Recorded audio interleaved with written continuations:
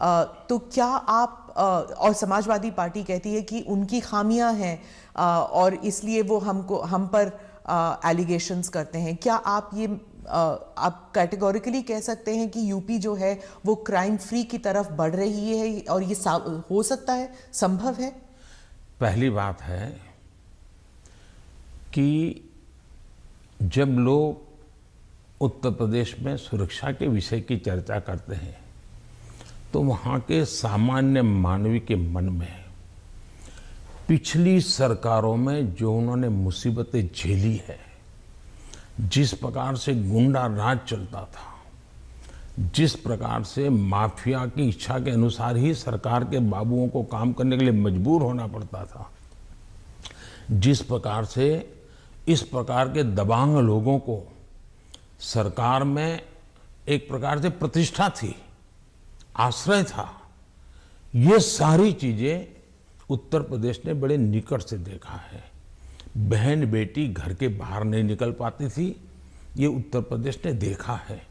आज उत्तर प्रदेश की बेटी कह रही है कि मैं शाम को अंधेरा होने के बाद भी अगर कहीं काम है तो जा सकती हूँ। ये जो विश्वास पैदा हुआ है वो मैं समझता हूँ सुरक्षा के लिए बहुत जरूरी है।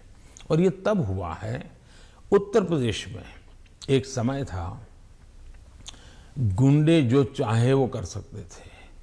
आज स्थिति ये है कि उनको हाथ जोड़ के कहना पड़ता है कि यहाँ बाहर मुझे रहना नहीं है, या तो मुझे जेल में ही रखो ताकि वहाँ थोड़ी बहुत तो मेरी जिंदगी बच जाएगी, क्योंकि मेरे पाप। और हर कोई सरेंडर कर रहा है।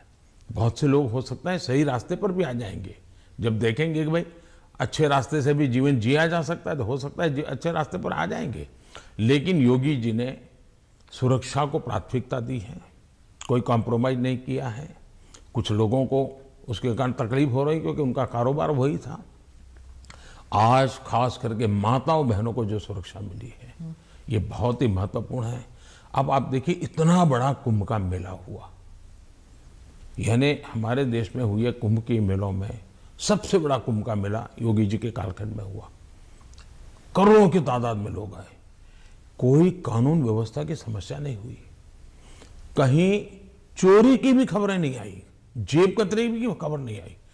ये किसी भी समाज को संतोष देने वाला विषय है, ये गौरव करने वाला विषय है।